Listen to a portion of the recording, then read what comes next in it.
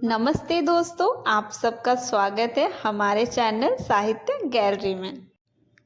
अब तक आपने सुना रजिया की ढलती उम्र में उसका पति रामू एक नई स्त्री को ले आता है। रजिया ने अपने परिश्रम से जिस घर को बनाया जिसमें किसी दूसरी स्त्री का राज उसे नहीं भाता। रामू से अनबन के बावजूद वो रामू पर अपना अधिकार जमकर उससे तरह तरह की फरमाइशें और झगड़े करती है। यहाँ तक कि घर छोड़कर जाने की धमकी तक देती है। हर बार रामू उसे मना लिया करता है, लेकिन इस बार रामू भी मनाने का कोई प्रयत्न नहीं करता और रजिया को ये बात ऐसी चुभती है कि वह अपने ही बसाए घर से बिना कुछ लिए चली जाती है और रामू उसे रोकने की कोशिश भी नहीं करता। अब आगे। रजिया जिस नए गांव में आई थी वह रामू के गांव के पास में ही था और वहां के लोग उससे भली भांति जानते थे। वह कैसी कुशल गृहिणी है, कैसी मेहनती है, कैसी बात की सच्ची, यह किसी से ना छुपा था। रजिया को मजूरी मिलने में कोई बाधा न हुई। जो एक लेकर दो का काम करे उसे काम की क्या कमी। 3 साल एक करके रजिया ने कैसे काटे, कैसे एक नई गृहस्थी बनाई, कैसे खेती शुरू की, इसका बयान करने बैठे तो पोथी हो जाए। गांव वाले उसका परिश्रम देखकर दांतों उंगली दबाते थे। वह रामू को दिखा देना चाहती है कि मैं तुमसे अलग होकर भी आराम से रह सकती हूँ। वह अब पराधीन नारी नहीं है, कमाई करती है। रजिया के पास बैलों की एक अच्छी जोड़ी है। रजिया उन्हें केवल खली भूसी देकर नहीं रह जाती, रोज 2-2 रोटियां भी खिलाती है। फिर उन्हें घंटों सहलाती, कभी कभी उनके कंधों पर सिर रखकर रोती है और कहती है, अब बेटे हो तो, पति हो तो तुम ही हो, मेरी जान अब तुम्हारे ही साथ है। दोनों बैल शायद रजिया की भाषा और भाव समझते हैं। वे मनुष्य नहीं है, बैल हैं। दोनों सिर नीचा करके रजिया का हाथ चाटकर उसे आश्वासन देते हैं।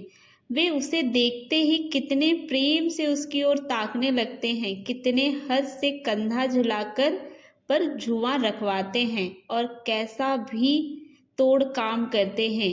यह वे लोग समझ सकते हैं जिन्होंने बैलों की सेवा की है और उनके हृदय को अपनाया है। रजिया इस गांव की चौधराहन है। उसकी बुद्धि जो पहले नित्य आधार खोजती रहती थी और स्वतंत्र रूप से अपना विकास ना कर सकती थी, अब छाया से निकलकर प्रौढ़ और उन्नति हो गई है। एक दिन रजिया घर लौटी तो एक आदमी ने कहा, तुमने नहीं सुना चौधराहन, रामू तो बहुत बीमार है, सुना 10 लंघन हो गए हैं। रजिया ने उदासीनता से कहा, जूड़ी है क्या? जूड़ी नहीं, कोई दूसरा रोग है। बाहर खाट पर पड़ा था। मैंने पूछा, कैसी जी है रामू? तो रोने लगा, बुरा हाल है, घर में एक पैसा भी नहीं कि दवा दारू करे।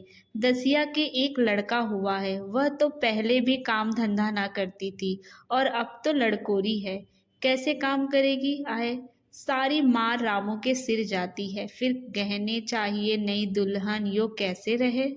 रिया ने घर में जाते हुए कहा, जो जैसा करेगा आप भोगेगा। लेकिन अंदर उसका जी ना लगा। वह एक क्षण में फिर बाहर आई, शायद उस आदमी से कुछ पूछना चाहती थी और इस अंदाज में पूछना चाहती थी मानो उसे कुछ परवाह नहीं। पर वह आदमी चला गया था। रजिया ने पूरब पश्चिम जा जाकर देखा, वह कहीं ना मिला। तब रजिया द्वार के चौखट पर बैठ गई। उसे वह शब्द याद आए जो उसने 3 साल पहले रामू के घर से चलते समय कहे थे। उस वक्त जलन में उसने वह श्राप दिया था। अब वह जलन ना थी, समय ने उसे बहुत कुछ सिखा दिया था।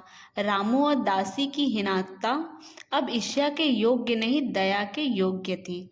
उसने सोचा, रामू तो 10 लंघन हो गए हैं तो अवश्य उसकी दशा अच्छी ना होगी। कुछ ऐसा मोटा ताजा तो पहले भी ना था।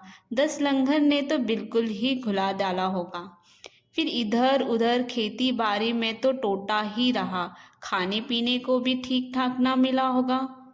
पड़ोसी की एक स्त्री ने आग लेने के बहाने आकर पूछा, सुना रामू बहुत बीमार है, जो जैसी करेगा वैसा भरेगा। तुम्हें इतनी बेदर्दी से निकाला कि कोई अपनी बैरी को ना निकालता। रजिया ने टोका, नहीं दीदी, ऐसी बात ना थी, वे तो बेचारे कुछ बोले ही नहीं, मैं चली तो सिर झुका लिया। दसिया के कहने में आकर वो चाहे जो कुछ कर बैठे हों, यो मुझे कभी कुछ ना कहा उन्होंने। किसी की बुराई क्यों करूं? फिर कौन मर्द ऐसा है जो औरतों के बस नहीं हो जाता। दसिया के कारण उसकी यह दशा हुई है। पड़ोसन ने आग ना मांग मुंह फेर कर चली गई। रजिया ने कलशा और रस्सी उठाई और कुएं पर पानी खींचने गई। बैलों को सानी पानी देने की भी बेला आ गई थी, पर उसकी आंखें उस रास्ते की ओर लगी हुई थी जो मलसी, रामू का गांव को कहा जाता है। कोई उसे बुलाने अवश्य आ रहा होगा। नहीं, बिना बुलाए वह कैसे जा सकती है? लोग कहेंगे आखिर दौड़ी आई ना। मगर रामू तो अचेत पड़ा होगा। 10 लंघन थोड़े नहीं होते। उसकी देह में था ही क्या? फिर उसे कौन बुलाएगा? दसिया को क्या गरज पड़ी है? कोई दूसरा घर लेगी। जवान है, 100 गाहक मिलेंगे। अच्छा, वह आ तो रहा है। हाँ, आ रहा है। कुछ घबराया सा जान पड़ता है। कोई आदमी है। इसे तो कभी मलसी में नहीं देखा। मगर उस वक्त में मलसी कभी गई भी तो नहीं। 2-4 नए आदमी आकर बसे ही होंगे। बटोही चुपचाप कुएं के पास से निकला। रजिया ने कलसा जगत पर रख दिया और उसके पास जाकर बोली, रामू, महतो ने भेजा है तुम्हें?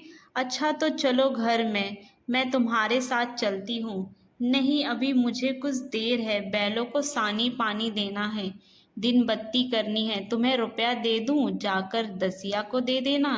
कह देना कोई काम हो तो बुला भेजे। बटोही रामू को क्या जाने, किसी दूसरे गांव का रहने वाला था। पहले तो चकराया, फिर समझ आया। चुपके से रजिया के साथ चला गया और रुपए लेकर लंबा हुआ। चलते चलते रजिया ने पूछा, अब क्या हाल है उनका? बटोही ने अटकल से कहा, अब तो कुछ संभल रहे हैं। दसिया बहुत रो धो रही नहीं है। रोती तो नहीं थी। वह क्या रोएगी, मालूम होगा पीछे। बटोही चला गया तो रजिया ने बैलों को साना पानी दिया, पर मन रामू की ओर लगा हुआ था। स्नेह स्मृतियाँ छोटी छोटी तारीकियों की भांति मन में उदित होती जाती थी। एक बार जब वह बीमार पड़ी थी, वह बात याद आई। 10 साल हो गए। वह कैसे रात दिन उसके सिरहाने बैठा रहता था। खाना पानी तक भूल गया था। उसके मन में आया, क्यों न चलकर देखी आवे।